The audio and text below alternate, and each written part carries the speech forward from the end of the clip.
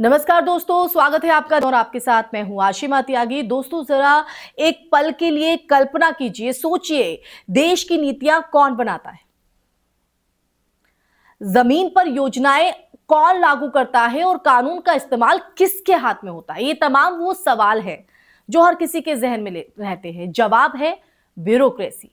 और अगर यही ब्यूरोक्रेसी सामाजिक प्रतिनिधित्व के लिहाज से असंतुलित हो तो लोकतंत्र की बुनियाद पर क्या असर पड़ता है।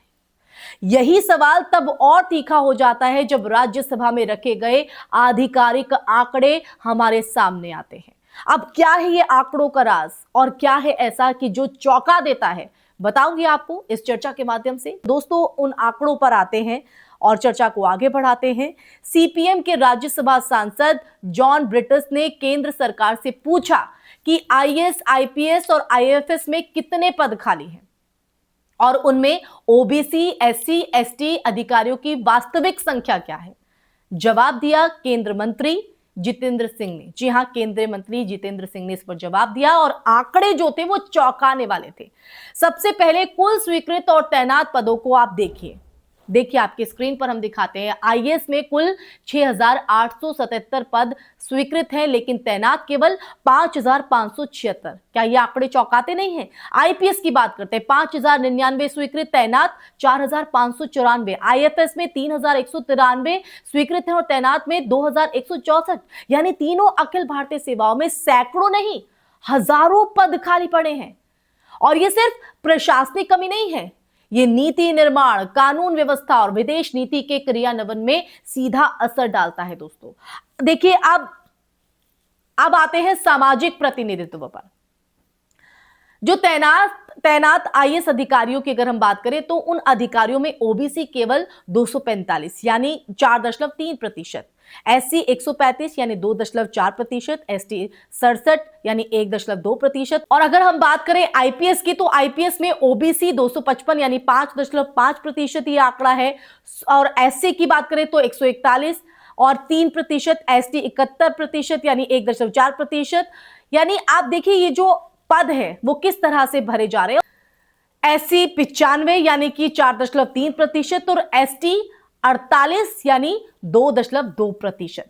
अगर इन प्रतिशतों को हम देखें और समेकित रूप से अगर हम इसे अंदाजा लगाएं तो लगभग 92% आईएएस, 90% आईपीएस और 82% आईएफएस अधिकारी जनरल कैटेगरी से आते हैं। अब इसे देश की जनसंख्या संरचना से मिलाकर देखिए दोस्तों। कई आयोगों और सर्वेक्षणों के मुताबिक ओबीसी आबादी करीब 50 से 55% के आसपास मानी जाती है। एससी करीब 16 से 24%, यानी राज्यवार अंतर के साथ में आपको बता रही हूं, और एसटी लगभग 8 से 10%। लेकिन देश की सर्वोच्च प्रशासनिक सेवाओं में इन वर्गों की जो भागीदारी है वो कुल 10% से भी कम के स्तर पर सिमटती हुई दिखती है, खासकर आईएएस और आईपीएस में। अब देखिए, यहां पर एक महत्वपूर्ण बिंदु समझना जरूरी है।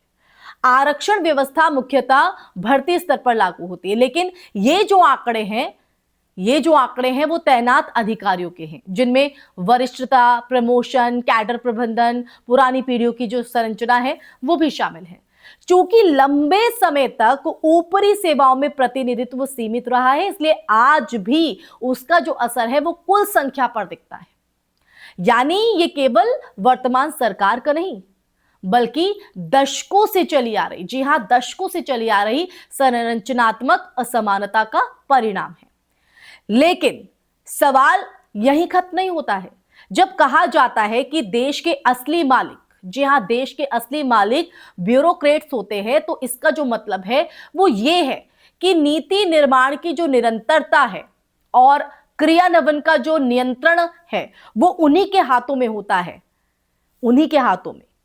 मंत्री आते जाते रहते हैं, पर जो सचिवालयों की फाइलें हैं उन फाइलों पर अंतिम जो टिप्पणी है वो अक्सर एक आईएएस अधिकारी की होती है। समझ रहे हैं आप?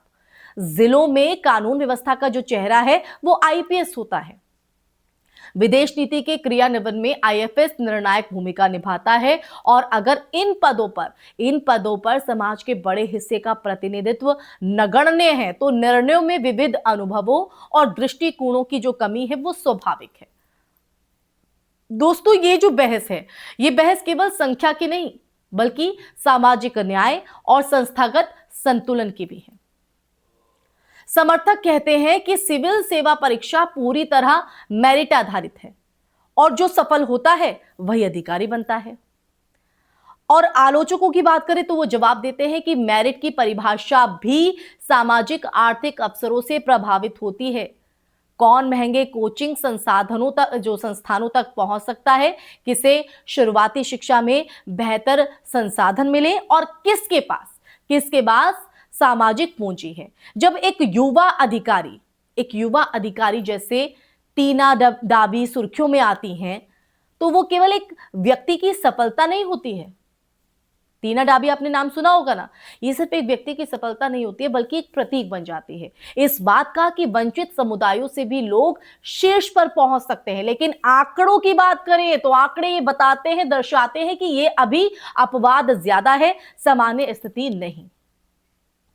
खाली पदों का मुद्दा भी कम गंभीर नहीं है। अगर हजारों पद रिक्त हैं तो क्या भर्ती प्रक्रिया भी धीमी है? क्या कैडर रिव्यू समय पर नहीं हो रहा है? क्या केंद्र और राज्यों के बीच जो समन्वय की समस्या है? ये तमाम वो सवाल है जो खड़े होते हैं। और क्या इससे उन वर्गों को और नुकसान हो रहा है जो पहले से कम प्रतिनिधित्व में है? तो दोस्तों समाधान क्या हो सकता है? पहला, नियमित और समयबद्ध भर्ती। दूसरा, प्रमोशन में पारदर्शिता और डेटा का जो सार्वजनिक प्रकटीकरण है वो जरूरी है। और तीसरा, सामाजिक आर्थिक रूप से कमजोर तबकों के लिए शिक्षा और तैयारियों के अवसरों का विस्तार।